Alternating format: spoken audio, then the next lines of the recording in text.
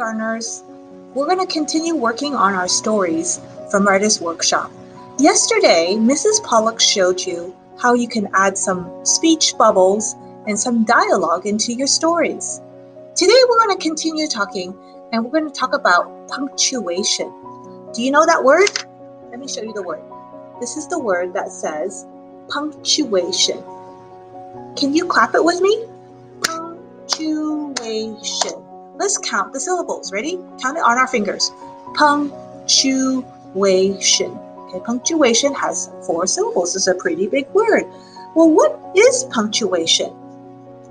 Well, punctuation are some of the marks that you put in your writing. The most familiar one that you've used a lot this year in kindergarten is this one. It just looks like a little dot. Do you remember the name of it? It is called a period. Whoops. The second one that you might have used this year is this one. This is called the exclamation mark. And this is to show strong feeling. Okay, a regular sentence we might just use a period, but the exclamation mark shows strong feeling. For example, if I'm really angry, maybe I'll put an exclamation. Or if I'm super excited, I will put an exclamation. Or if I'm really disappointed with something, I might put an exclamation. This shows any kind of strong feeling. All right, the third one is this one. This one is called the question mark, right? Question mark is pretty easy because that's when we ask a question. So boys and girls, today I want to show you a book that you're pretty familiar with. It's the Elephant and Piggy book, and I want to show you how the author used punctuation in his book. In addition, I wanted to show you how he used some of the font size to show the feeling of the character in the story. Okay, so you might want to try that in your story today. So let's have a look at Mo Willems' book. All right, boys and girls, I have this Mo Willems book here, and it's called I Am Going. Do you remember this book? I love this story with Gerald and Piggy. Well, I wanted to show you what the author has done in this book, and I want to show you some of the punctuation and the different types of fonts that our author has used. And we're going to try to steal some of his ideas today. Okay, so let me show you a sentence right here. You can see that Mo Willems has used a speech bubble in his story today, and he has a sentence. It says, "This is a good day." Now you can see it's just a regular sentence. There's not any strong feelings. It's not asking questions, so it's just a regular sentence with a period. Okay, so a lot of his sentences have periods in here. All right, so here's another one. Yeah, it says, "Yesterday was a good day too." Now let me show you, he also has used some exclamation marks and some question marks. So let's flip over here and have a look at this one. Now this one you can see, Gerald is actually talking to Piggy and he says, "You cannot go," but look, with the exclamation mark. So now how can I read it? If I'm a reader, I'm going to not just read it as "you cannot go." I'm going to read it to show the feeling that Gerald's having. I think he's worried. Okay, he's worried that Piggy is leaving him, and so he says, "You cannot go." So do you see how I made my voice go up? Okay, so when a reader is reading your sentence, you might have some strong feeling in there. Okay, maybe it's something dangerous is about to happen, and your character is going to shout, "Help! Help me!" Then you're going to put an exclamation mark. All right, now, boys and girls, let me show you the third one. The third kind is a question mark. Now, question mark is asking questions. So you can see here Gerald is talking to Piggy and he's asking her a question. Let's see what the question says. It says, "Who will I skip with?" Now again, boys and girls, did you notice that when I read the sentence with a question mark, my voice goes up? Okay, and when it goes up, at the end of it, you also have to wait a little bit because you're waiting for the other character to answer. Okay, so you don't want to just go right ahead and read the next sentence. You have to wait. Is there an answer? Maybe Piggy will say yes.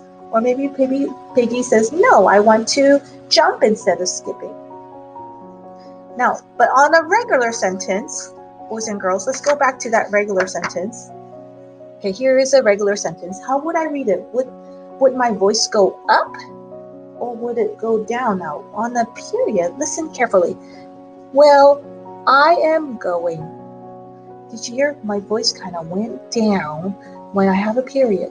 So, boys and girls, as you're writing, experiment. In your sentence, is it going to have a period, exclamation, or a question mark? Now, I'm going to show you a really cool one today. All right? This page, look carefully at the end of the sentence. What's happening here? It has two punctuation. We have a question mark and exclamation mark. What does that mean, boys and girls?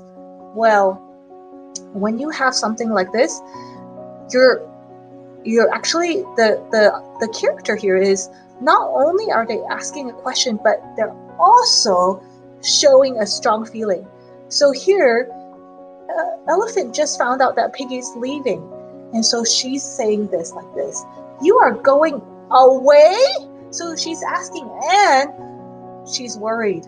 Okay, so sometimes you can put both of them together. Okay, so a question mark followed by a exclamation mark. Now, boys and girls, now I wanted to show you some thoughts. Okay, so now we can see how here we have a regular size words. But on this page, boys and girls, I wanted to show you that the author has made the words get a lot bigger. Okay, so what's happening on this page? You can see that the character is shouting. Okay, so if you want your character to be shouting, maybe in your story, you're going to be talking, you have a bear that says, "I'm going to eat you." And he says, "I'm going to eat you." Is he going to say in a tiny little voice or a big voice? A big voice. Now let's see what the author did. He made capital letters. Okay, so all the letters are capital, and he made it a lot bigger. And another thing you can do is make the words bold. Okay, so make them darker. And look at that. 1, 2, 3 exclamation marks. Okay, so it really shows like not just a little bit of strong feeling, but triple, 3 times the strong feeling. Right, boys and girls, let me show you one last thing you might want to try in your writing. Okay, so on this last page, did you see the words are really teeny tiny? Okay, they're smaller than the regular words. So here on, let's see, on this page, I have the regular words. It says, "I am going now." But here, did you see what Williams did? He made the words super small. And that is, you would read it in a quiet, soft voice. Okay, so here Joe is saying, "Why?" Okay, so he's not shouting it out. He's saying it in a really soft voice. So in your story, you might want to try some small words in your book. Okay, so let me review today. Okay, show you the 5 things you can try today in your book. Okay, 1, you can try exclamation mark to show some strong feeling. Right? 2, you can try, of course, everyone's going to be writing lots of periods. 3, you might be asking a question. Right? Next, you might try some small words to show that the character is saying something quietly. Or you might try some big words to show that the character is shouting. All right, so these are the 5 things I want you to try today to make your writing a little bit more interesting, boys and girls. So boys and girls, do you remember my story about the Saudi princess? I wanted to show you my example here. Okay, so this is actually from page 3 of the book. And can you see some of the punctuation I have used on this page? Can you find a period on the page? And do you see an exclamation mark on this page? Yep, there's some periods here, and then there's an exclamation mark. So let's read it and see how I used it. It got dark in the desert. The princess could not see her way home. She was lost. Now, boys and girls, I decided to use an exclamation mark here because I wanted to show the feeling here. Okay, if someone was lost, how do you think they would feel? Well, if you said a little bit scared, You are right. So I would definitely put an exclamation mark to show there was some feeling here.